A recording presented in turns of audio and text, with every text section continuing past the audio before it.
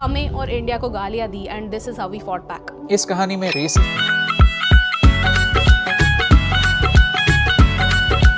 दोस्तों सत श्री अकाल, नमस्ते, अस्सलाम वालेकुम, वेलकम बैक। तो कैसे हैं आप? आई होप आप सब ठीक ठाक होंगे। तो आज की जो वीडियो हम देखने लगे हैं इसमें मतलब कि अच्छी वीडियो नहीं है। ये एक इंडियन कपल जो है वो किसी अरब कंट्री में गए थे, तो वहाँ पर उनके साथ मतलब कि कैसा बर्ताव उन्होंने किया, मतलब कि बर्ताव तो अच्छा नहीं किया। बाकी इस वीडियो में मज़ीद देखते हैं क्या है। तो स्टार्ट करते हैं। उससे पहले चैनल कर लें सब्सक्राइब, बेल आइकन प्रेस कर लें ताकि मज़ीद ऐसी और भी वीडियोस आपको देखने को मिलती रहें। तो स्टार्ट करते हैं।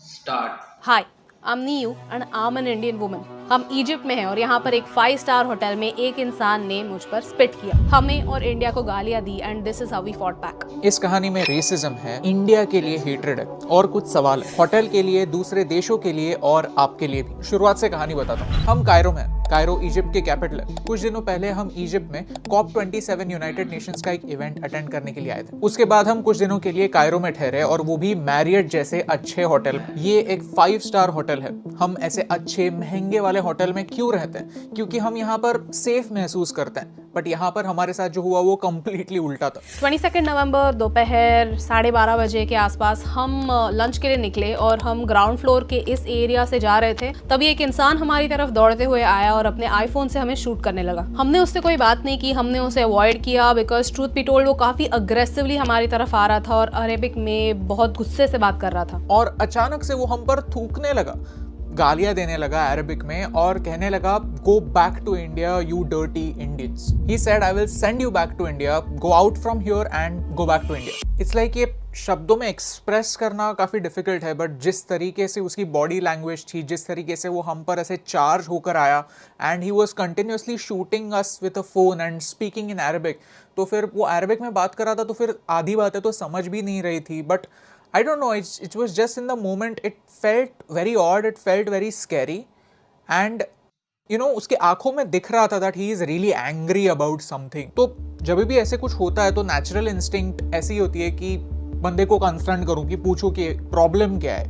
But new stop me over there, she just held my hand and we went out from there. वहाँ होटल के लोग भी थे लेकिन किसी ने कुछ नहीं किया, ना कि उस बंदे को रिस्ट्रेन करने के लिए, ना कि हमें वहाँ से सेफली ले जाने के लिए। Nobody did anything. लोग सिर्फ देखते रह गए। उस समय मेरे हाथ में फोन था and I should have actually stopped there and taken his photo, but सब इतना फास्ट हो रहा था कि हम जस्ट वहाँ से निकल गए। हम रिसेप्शन तक आए और वहाँ पे हमने कॉन्सियर्ज को सारी बातें बताई। उसने सिक्योरिटी से बात की लेकिन आई थिंक जब तक सिक्योरिटी वहाँ पहुंची वो बंदा निकल गया था। ये सिर्फ एक रेसिज्म का इंसिडेंस नहीं था, ये एक एक्चुअली सिक्योरिटी का इशू था कि आपके होटल के प्रेमिसेस के अंदर कोई आपके गेस्ट के ऊपर ऐसे ऑलमोस्ट अटैक करता है और आप कुछ भी कैसे नहीं करते। तो हमने साफ साफ कह दिया कि भाई इस बंदे को होटल के बाहर लेके जाओ और हमें वीडियो दिखाओ कि क्या एक्शन लिया गया। लंच करते समय हम काफी डिस्टर्ब थे, डर भी लग रहा था, गुस्सा भी आ रहा था, समझ नहीं रहा था कि करना क्या चाहिए। लंच के बाद हम होटल फिर आए और हमने कॉन्सियर्ज से पूछा व्हाट्स द अपडेट, क्या हुआ है। तो उसने कहा कि we have escorted that man out of the premises and हमने उससे कहा कि हमें सिक्योरिटी वीडियो दिखाओ, हमें कुछ फुटेज दिखाओ, हमें कोई प्रूफ दिखाओ कि उस बंदे को होटल से बाहर निकाला गया है। ही सेड कि हमें सिक्योरिटी के पास लेके जाओ so that we can see the video and then he said something that was really annoying.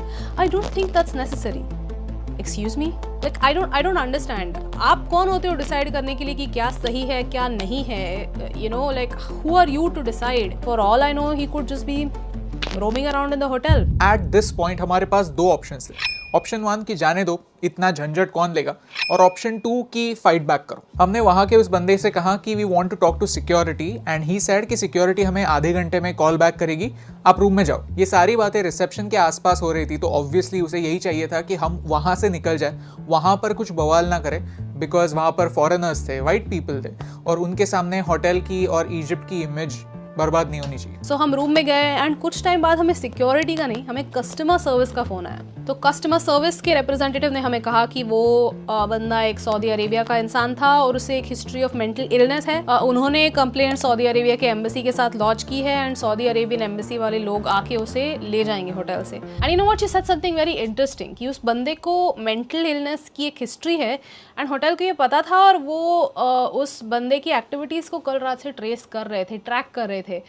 लेकिन मैंने कहा कि जब वो हमारी तरफ आ रहा था ऐसे एग्रेसिवली तब वहाँ पर तो कोई नहीं था, तो आप कैसे ट्रैक कर रहे थे कि वो कहाँ जा रहा है, किसी से बात कर रहा है, क्या कर रहा है? So now let me tell you कि हमने कैसे सिस्टम का इस्तेमाल करके फाइट बैक किया। सी, जब भी हम किसी दूसरे देश आते हैं तो हम उनकी भाषा नहीं बोलते, उनके कल्चर को ठीक तरीके से नहीं जानते, तो इन अ वे हम प्रेशर में होते हैं क्योंकि हम एक माइनॉरिटी होते हैं। इसका मतलब ये नहीं कि हमें चुप बैठना चाहिए। जब कस्टमर सर्विस ने मुझे बताया कि they have informed the Saudi Arabian embassy, मुझे लगा कि मुझे ये बात इंडियन एम्बेसी तक एस्केलेट करनी चाहिए। हमने इंडियन एम्बेसी का नंबर ढूंढा एंड वहाँ पे फ़ोन लगाया एंड फ़ोन करते रहे, लेकिन किसी ने फ़ोन नहीं उठाया। वो इमरजेंसी नंबर भी नहीं लगा, so I called the secretary of the ambassador's office. So people from the embassy told us the Saudi Arabian embassy is involved because most likely the hotel made a complaint about unruly behavior, और embassy के लोग आएंगे और शायद उस guest को deport कर दिया जाएगा। सो बेसिकली जिस बंदे ने हमें गालियाँ दी, सिर्फ हमें नहीं, इंडिया को गालियाँ दी, उस बंदे को सिर्फ हमने इस होटल से ही नहीं,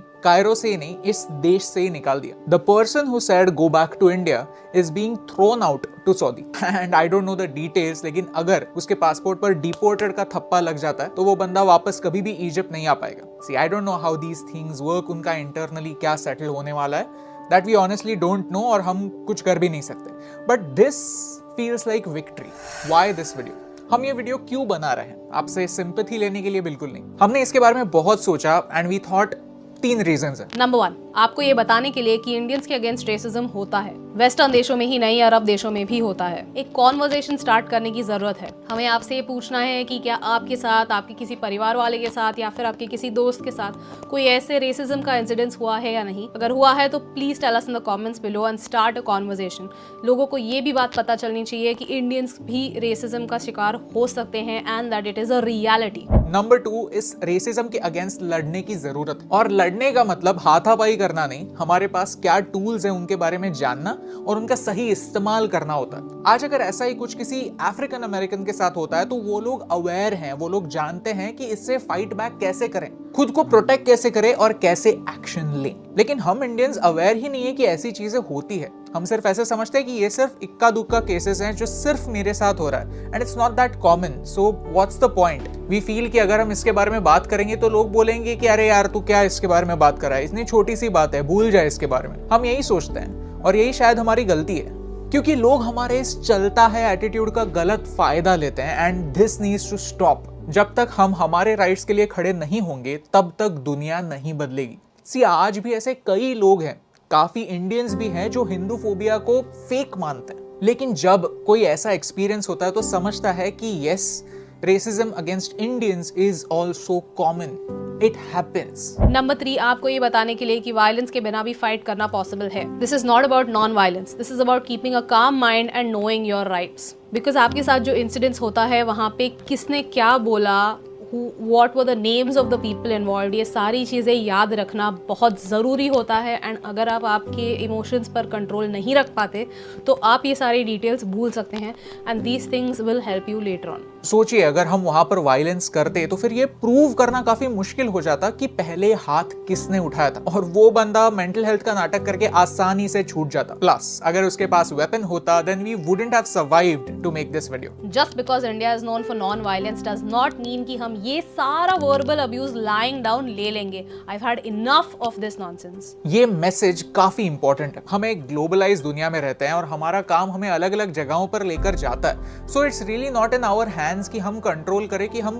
कैसे लोगों के साथ इंटरेक्ट करने वाले हैं, कौन से नेशनैलिटी के लोग हमसे मिलने वाले हैं। It's really not in our hands. We made this video to tell you कि अगर आप किसी दूसरे देश में हैं तो फिर भी आप खुद के राइट्स के लिए लड़ सकते हैं। हो सकता है कि ये वीडियो किसी और को इंस्पिरेशन दे, किसी और को इंस्पायर करे, so that he doesn't take a punch lying down। और एक और मैसेज आप तक पहुंचाना है कि अगर ऐसे कोई भी दिक्कत होती है when you are outside the country, please do not hesitate to contact the embassy।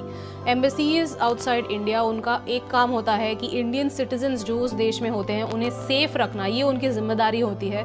तो अगर आपको कोई प्रॉब्लम होता है तो please reach out to the embassy so that they can guide you in the best way possible. लेकिन हम hope करते हैं कि ऐसा सिर्फ हमारे साथ नहीं, किसी के भी साथ ना हो और ऐसा वीडियो बनाने की जरूरत ही ना पड़े। At the end of this video, I really want to tell you guys that Niu is really brave. She's a fighter and nobody should mess with her ever, in India or outside। Thank you so much for watching, क्योंकि आपके support से हमें फर्क पड़ता है। तो दोस्तों आज हमने इस वीडियो में देखा कि एक इंडियन कपल जो है वो इजिप्ट गया, तो वहाँ पर 5 स्टार होटल में उनके साथ रेसिज्म का जो है वाकया पेश आ गया। मतलब कि एक अरब कंट्री का जो बाशिंदा था उसने उनको मतलब कि डर्टी इंडियन कहकर और मतलब कि अजीब अलकाबात दिए। तो देखें, ऐसा मतलब कि जब हम किसी दूसरी कंट्री में टूर करने के लिए मतलब कि सोचते हैं ना, तो सबसे पहले हमारे जो दिमाग में ये क्वेश्चन उठता है कि हमें वहाँ पर जाकर लोग कैसा ट्रीट करेंगे।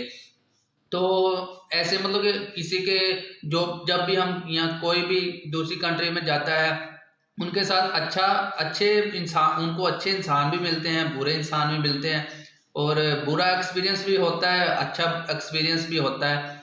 तो अगर आपके साथ मतलब किसी दूसरी कंट्री में कोई लोग बुरा करते हैं तो वो जो बुरा करने वाला है वो अपनी कंट्री का इमेज भी खराब कर रहा होता है और वहाँ के अपने लोगों का भी इमेज खराब कर रहा होता है। एक तो मतलब कि देखिए, मेहमान जो होते हैं वो जो मतलब कि रहमत होते हैं, रहमत समझा जाता है, मतलब वो एक रहमत लेके आ रहे होते हैं। तो किसी भी कंट्री में कोई भी जाए तो उसको ये चाहिए कि आप अपने मेहमान की खिदमत करें जितनी भी हो सकती है। तो इससे आपकी कंट्री का जो इमेज है वो भी एक अच्छा होता है, और मतलब कि जब वो वापस जाकर अपनी कंट्री के लोगों को बताएगा कि मैं उस कंट्री में गया था, उन लोगों से मिला, इस कम्युनिटी से मिला, तो वो आपकी कंट्री के बारे में जागरूक होंगे, वो आपकी कंट्री में इंटरेस्ट लेंगे आने के लिए। तो अगर आप अच्छा व्यवहार करेंगे किसी के साथ तो आपके साथ भी सब अच्छा व्यवहार करेंगे। अगर आप बुरा करेंगे तो फिर आपको उसकी मतलब कि सज़ा ज़रूर मिलनी चाहिए। और ऐसे लोगों के खिलाफ आप आवाज़ उठाएं, चाहे आप किसी कंट्री में गए या अपनी कंट्री में हैं या अपनी कंट्री के किसी भी एरिया में आप टूर कर रहे हैं, तो ऐसे लोगों को सज़ा दिलवानी चाहिए ताकि मज़ीद लोग जो हैं उससे नुकसान ना उठा सकें। अगर हम ये सोचकर या डर के या फिर ये समझ के कि हम दूसरी कंट्री में हैं तो यहाँ का कानून जो है वो उनको सज़ा नहीं देगा या फिर वो हमसे क्वेश्चन आंसर करेगा, तो आप जब एक चीज़ के लिए कुछ भी मेहनत करते हैं तो उसका कुछ ना कुछ रिजल्ट निकलता है। तो उसको जब आप हार्ड वर्किंग करते हैं तो जो भी रिजल्ट निकलता है वो आपके मतलब के फेवर में होता है। तो जैसे इन्होंने मतलब कि उस शख्स को पकड़वाया, और सऊदी जो मतलब कि अरब कंट्रीज जो सऊदी अरब है उसका जो कानून है वो बहुत सख्त है। आई होप कि उसको मतलब कि सज़ा ज़रूर मिलेगी और उसके ऊपर बैन लग जाएगा ताकि वो दोबारा उस कंट्री में ना आ सके। तो ऐसे उस इंसान ने अपना नुकसान भी किया और अपनी कम्युनिटी का भी नुकसान किया और अपनी जो कंट्री का इमेज है उसको भी ख़राब किया। और 5 स्टार होटल का जो वहाँ पर देखें, जैसे 5 स्टार होटल होते हैं वहाँ पर सिक्योरिटी बहुत अच्छी होती है, और जैसे उन्होंने बर्ताव किया या उनका बिहेवियर था तो ये मतलब कि देखकर बहुत अजीब लगा कि एक 5 स्टार होटल में इतना बुरा बिहेवियर, मतलब कि अपने टूरिस्ट जो हैं वहाँ पर आए हैं और रह रहे हैं।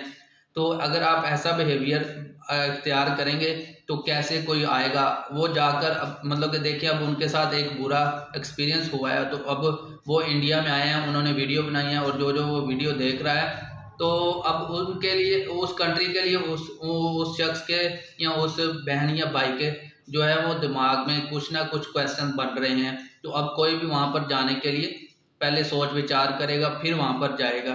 तो बेहतर है कि हम इंसान बन के मतलब कि जब इंसान बन के सबसे हम मिले जुलेंगे, अच्छा बिहेवियर इख्तियार करेंगे तो सब आपसे प्यार करेंगे। तो वीडियो अच्छी लगी है तो आप लाइक कीजिए, शेयर कीजिए दोस्तों के साथ, चैनल को सब्सक्राइब करें, बेल आइकन को जरूर प्रेस कर लें ताकि मजीद ऐसी और भी वीडियो देखने को मिलती रहें। आपका क्या इसके बारे में कहना है वो नीचे कमेंट इनबॉक्स में कह सकते हैं। तो मिलते हैं नेक्स्ट वीडियो में, तब तक के लिए आप सब अपना ख्याल रखें।